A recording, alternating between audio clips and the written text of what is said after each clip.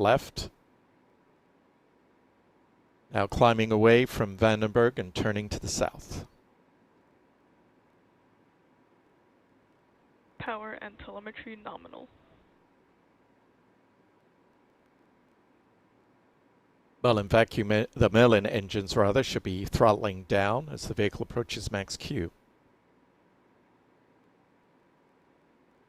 Not seeing the usual telemetry on this launch. Usually get to see the altitude and velocity, but that's not visible on the screen. Q.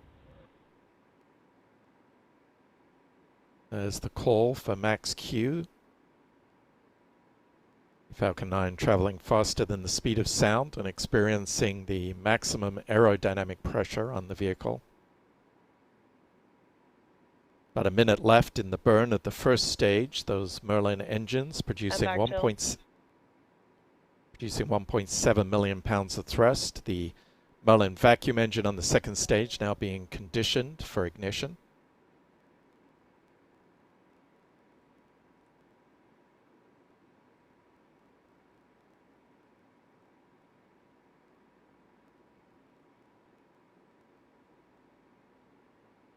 Approaching 2 minutes into flight, and the main engine cutoff, or MECO. The Merlin engines will shut down. This will be followed by stage separation, ignition of the upper stage, and jettison of the payload fairing.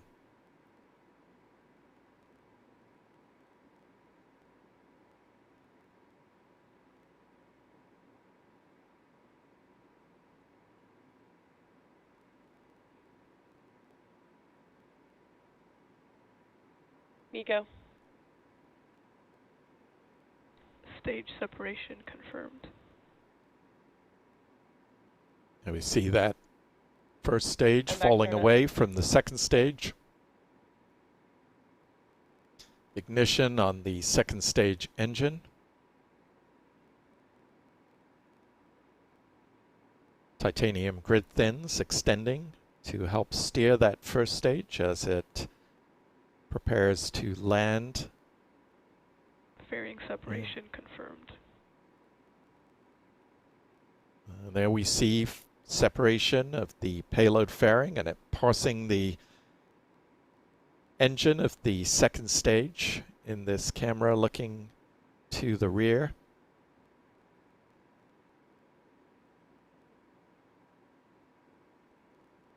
It's a shame we're not seeing the telemetry on this mission, but if we were, the first stage is actually continuing to climb at this point.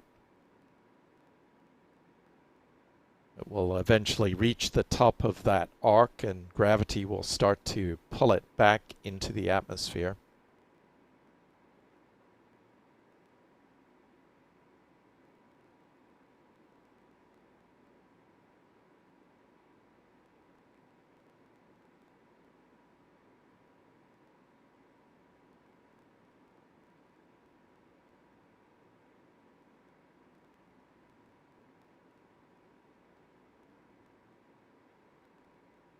Some debris inside the camera housing there for the first stage.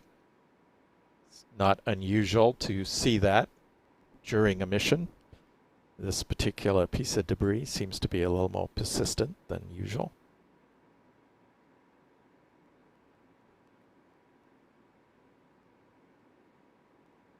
You can see that cloud bank offshore of California in the image on the right-hand side, showing the Merlin vacuum engine firing. We're about a minute away from the first stage entry burn. According to the SpaceX timeline, that should last about 24 seconds today. It starts with ignition of the center engine, and then 2 of the outer engines are also fired.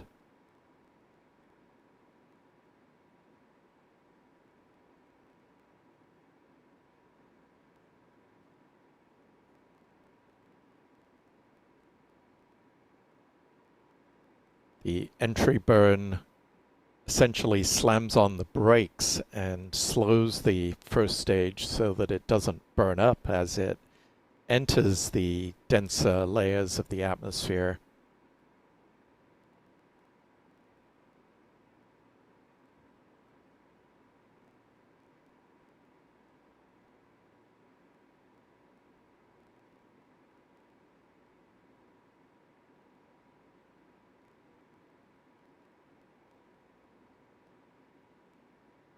Stage 1 FTS is saved. What's the call Stage on the 1 flight entry burn termination startup. system?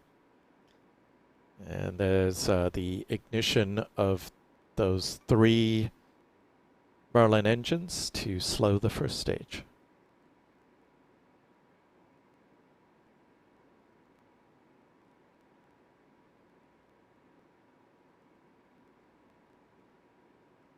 Stage 1 entry burn shutdown.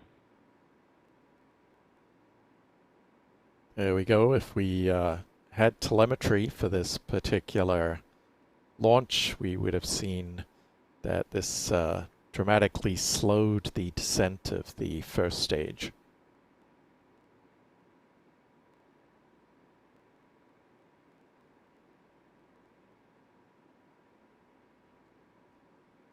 Less than a minute and a half to that landing on the drone ship. Of course, I still love you.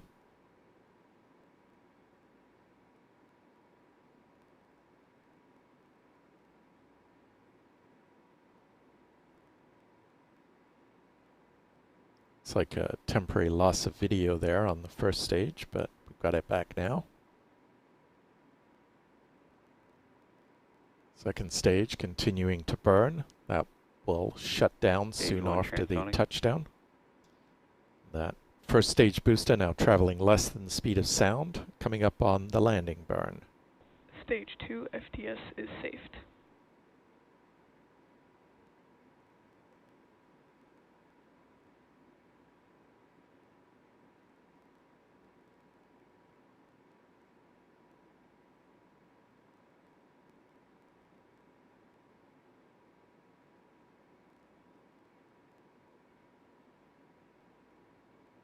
Stage 1 landing burn. Stage 2 terminal guidance.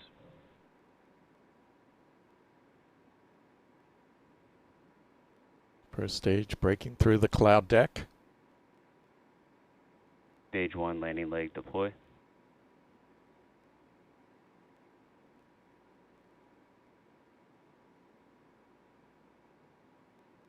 Stage 1 landing confirmed.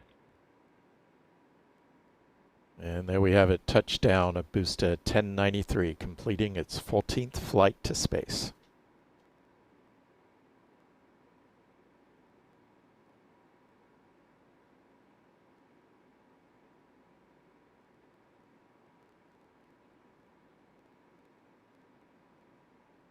Cut off on the second stage.